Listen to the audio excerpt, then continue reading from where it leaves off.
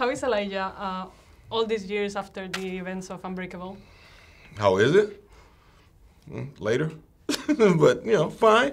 Kind of getting back to a place, finding Elijah and isolation, and finally having playmates of a sort. You know, looking up and realizing, okay, now I can start to actually put my plan in action, which is good.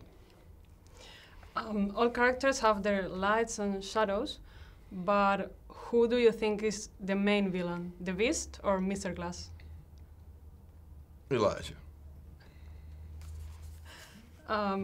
When I saw the film, I was expecting a different reunion between David and Elijah. Mm-hmm. I was expecting a bigger surprise, and it felt to me like they both knew that they were going to be together again. So, Really?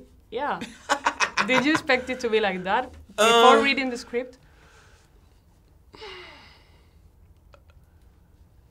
I didn't quite know what to expect, but I didn't think that their reunion would be one of joy, just because of how the last one ended, with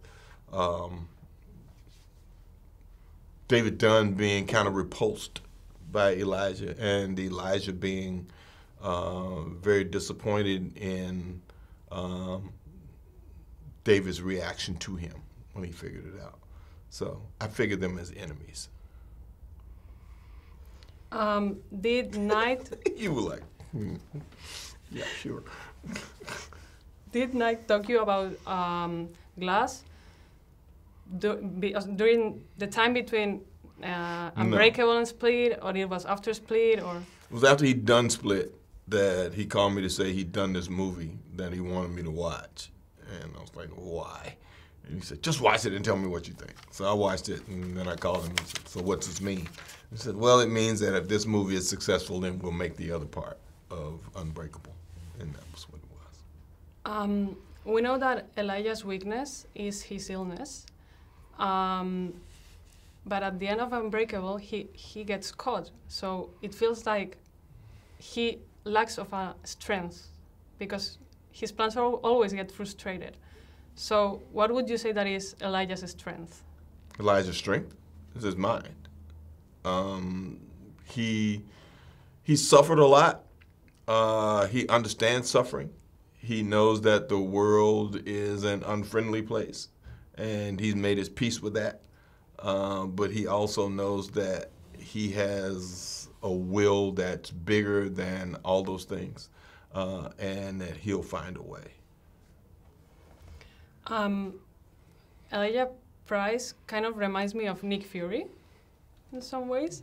Now that you have played both, are they inspired by the other? Do you think that they are inspired? No, I don't think about one while I'm doing the other at all. No. How was working with Bruce Willis on Night again?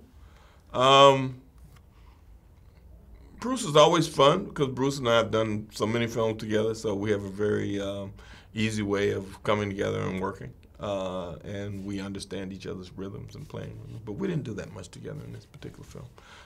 Night is still a challenging director in terms of what he wants from you. No matter what you come prepared to do, he always wants a little more. Or he pushes you in a way that you didn't expect to go. So you find a way to make it part of what your plan was, whether you wanted it to be your plan or not. Do you think that Unbreakable fans are going to be satisfied with this ending? I don't know. There's closure. There's closure and possibilities. So we'll see how that works.